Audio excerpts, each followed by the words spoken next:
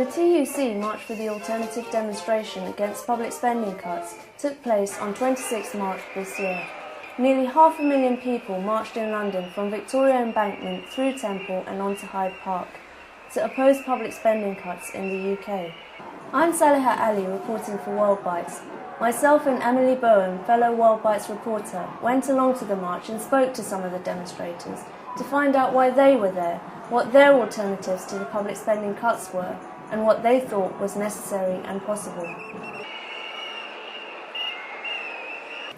This is Emily reporting for WORLDbytes at the March for the Alternative demonstrations here in central London. As you can see, thousands of people have turned up, from young to old, from all over the country.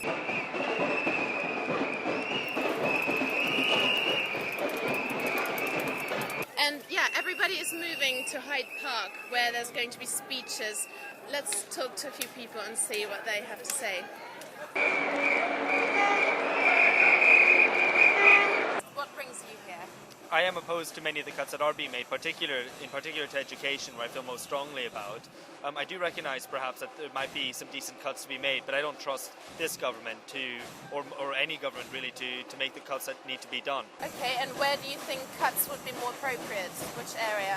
Well, there's many areas of regulation which the state undertakes which are really contrary to freedom today. So I think many of the quite authoritarian developments of the past government and this government, whether it's ASBOs and other aspects of the state which have been brought in, should be cut, and also the proliferation of quangos which have happened, particularly under the previous government, regulating many different areas of social life, which should actually be, people should be free to determine for themselves what they want to do. So I think that there's many areas of the state such as that which could be cut, but I don't trust this government to do that. So in light of that fact, I would be here to voice my opposition to cuts. What would your alternative solution be? If I were in government today, I would be looking at ways in which to promote growth. So I think the state should be investing seriously in infrastructure, finding new industries which could be the motor of the economy for the future. Right now that's not happening, and in fact the only offer that's on the table from any of the political class of any party is effectively some shade of austerity. What brings me here is because I'm against the government cuts. I don't believe you should be taking from people who haven't got anything already, and I think these cuts affect the poorest of our community of this country, and that's why I'm here to support the people here today, and I'm really proud to be here actually. Okay. Do you think cuts are necessary? They're necessary because a friend of mine said to me yesterday, well, if there's no money, what are they supposed to do? I said, well, you don't take it from people who haven't already got. Do you know what I mean? So I think there is an alternative, and if that means taking, reconsidering the taxation laws so that companies like Vodafone can't get away with £6 billion worth of tax evasion, because if I know if I owe the taxman £1,000, I would not be able to evade it. So they would come chasing me for £1,000, so why aren't they chasing them for £6 billion?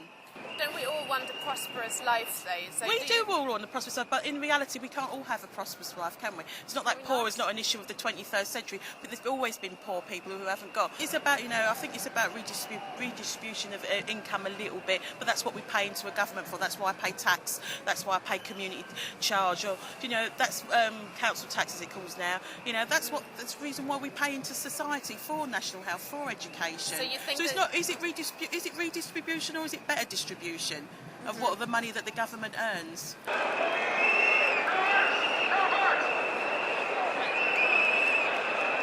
There's lots of issues sort of being raised at this protest today. What brings you here? Okay, two issues for me. One is I'm a workout, I'm a trade unionist. I'm here with my fellow workers to tell the government where to go. To get out of government and to replace it with a government which represents workers rather than rich people. And the second reason I'm here is to tell our trade union leaders that they have got to do more than this to fight this government. So they've got to support us when we take strike action, and they've got to support us when we occupy those services that this government wants to close down, so we prevent their closure. What is the problem? What makes you angry about the current government? Well, they represent the rich, they represent the ruling class. They've got no idea what public services are about because they don't have to use them. they're an invading force on our society, and they don't own it. We do.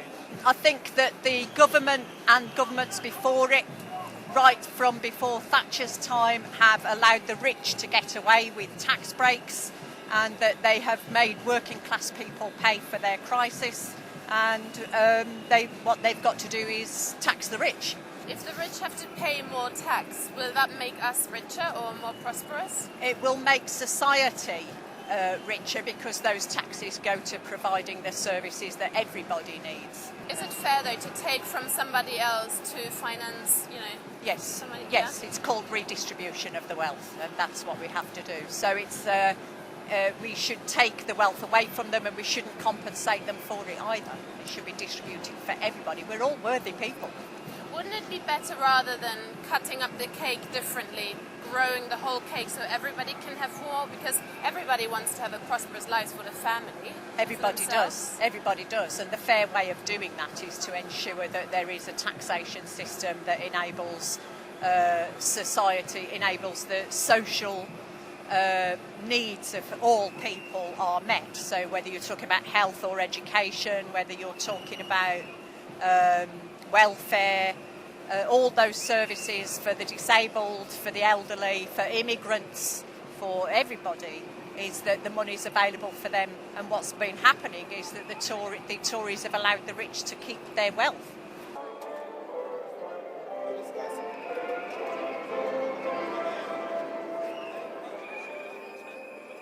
What brings you here?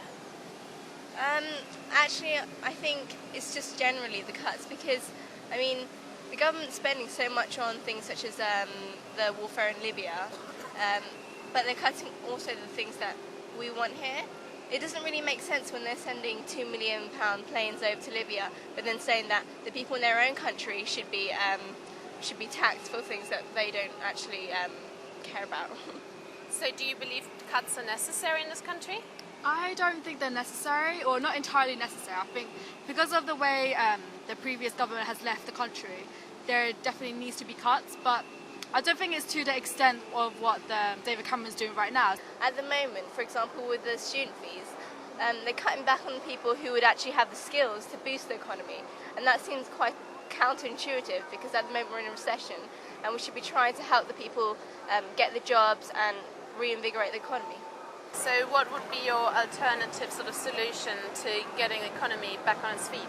Although there's a deficit, we're also in a depression as well, so I think the first priority should actually be boosting the economy first before actually cutting down the deficit, because there's no point of bringing the country down, especially and not boosting the economy, just to reduce the deficit, which is going to inevitably increase anyway. So is it fair to take from one person to give to another person, to force somebody to give up something? Because we all like a prosperous life, don't we?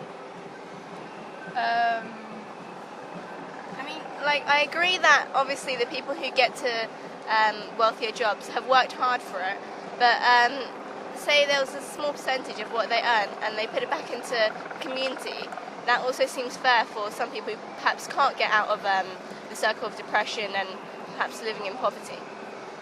And it's true, because most of the billionaires that actually live in London are not actually paying any tax, such as Sir Philip Green of Topshop, because all his tax money, because he's saying that he's from, I think, Monaco, but he's actually not paying tax, whereas he's a billionaire. So if we contribute 1% of his wages to the British economy, then perhaps that will actually make an effect. Many of the people that we spoke to shared a fatalism that public spending cuts were inevitable. Some suggested we should take money from the rich and give it to the poor in the form of the Robin Hood tax, eliminate tax loopholes so that people like Topshop owner Sir Philip Green would not remain obscenely rich.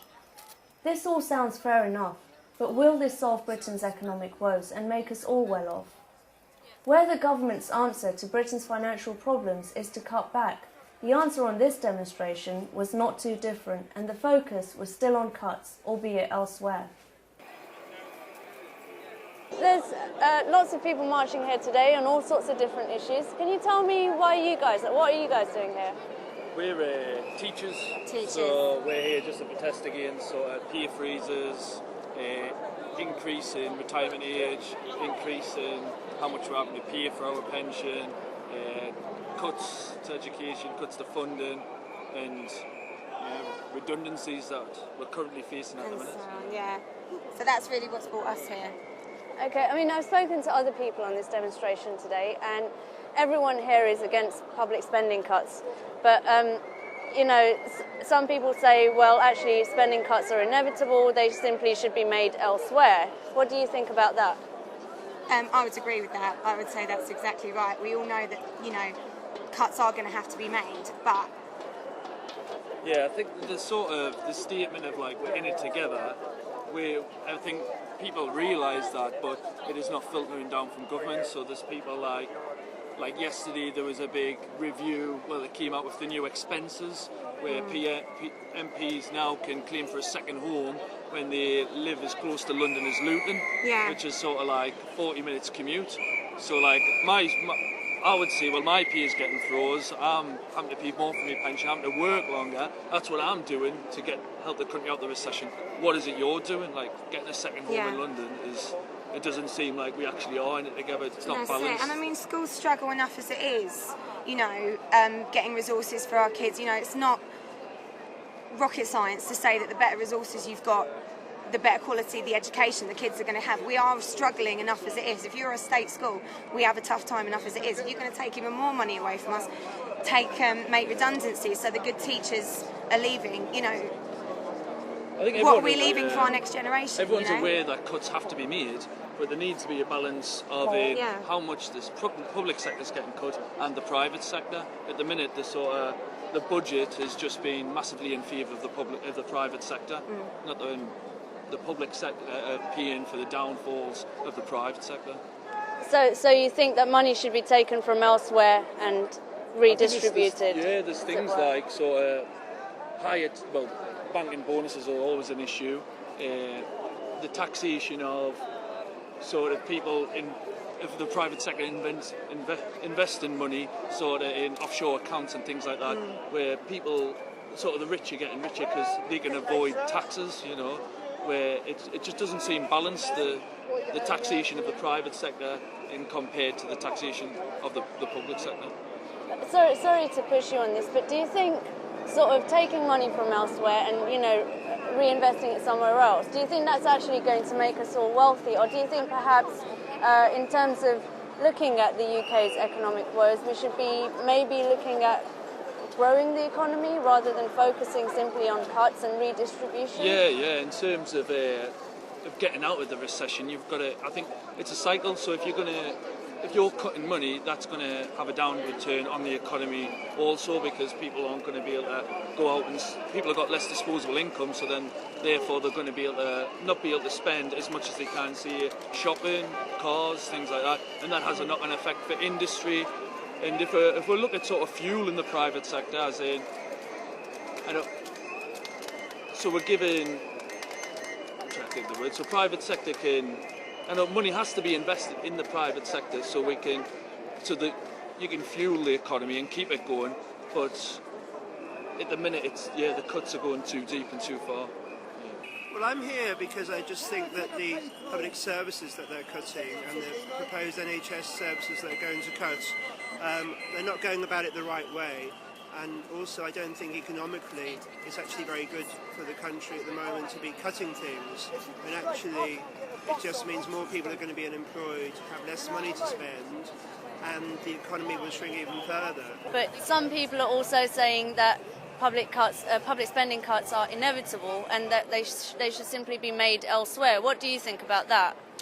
I don't think they're inevitable. I think people they should need to look at the strategy of what they're doing for the future, because at the end of the day we need to invest and we need to work out what's going well.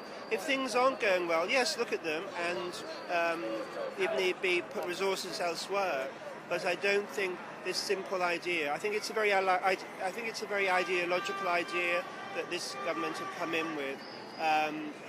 And I think that's what's behind it at the moment. I don't think they really understand the impact of the cuts on ordinary people at all.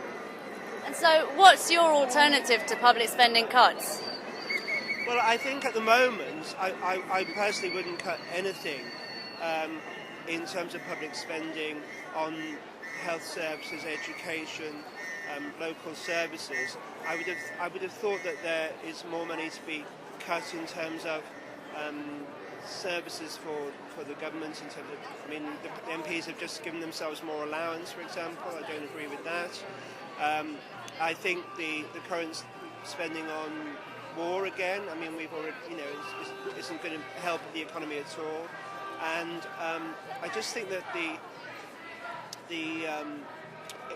distribution of wealth that we have actually could be divided much better.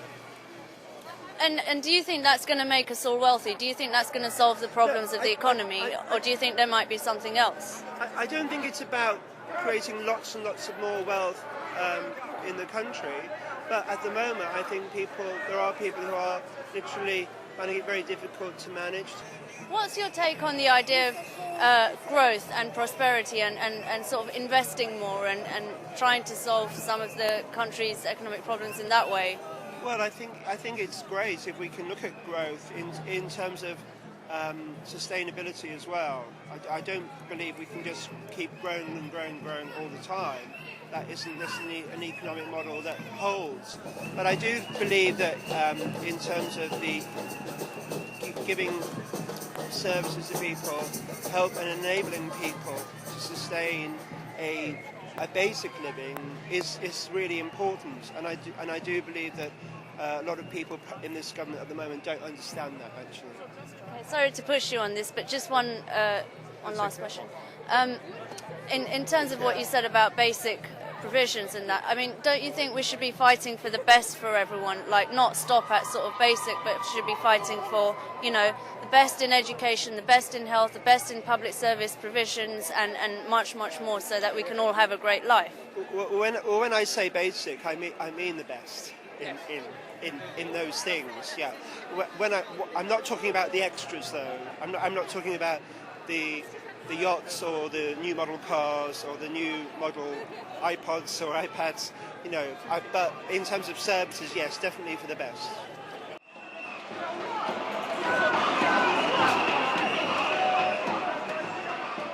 There seemed to be no serious challenge to austerity and a belief that we can all have a much better life.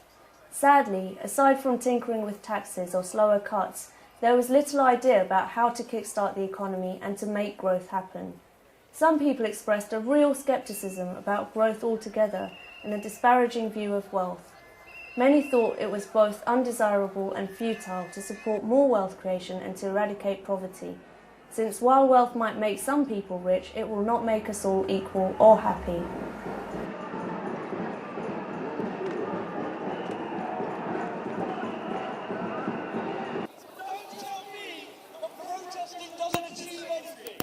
They say the cuts aren't ideological. They are liars. So tell us what brings you here today. Everything, so education cuts, public sector cuts, wanting a tax for banks, Robin Hood tax, pretty much everything, really, everything.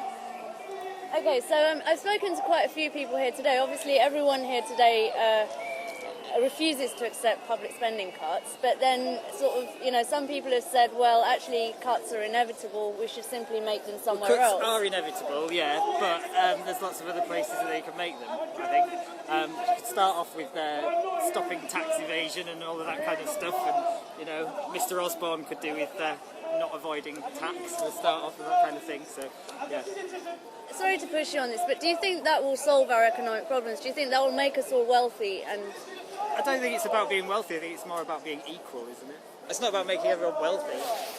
You know, don't we all just want a prosperous life for ourselves and our families? I think everyone wants to be, well, I just think that everyone should be comfortable, and there shouldn't be such a massive discrepancy between those who have so much money and those who have nothing. Okay, so what would you say, in a nutshell, is your alternative to public spending cuts? That's why I'm here, to find out what that is. Okay, thank you very much. I think that a slower rate of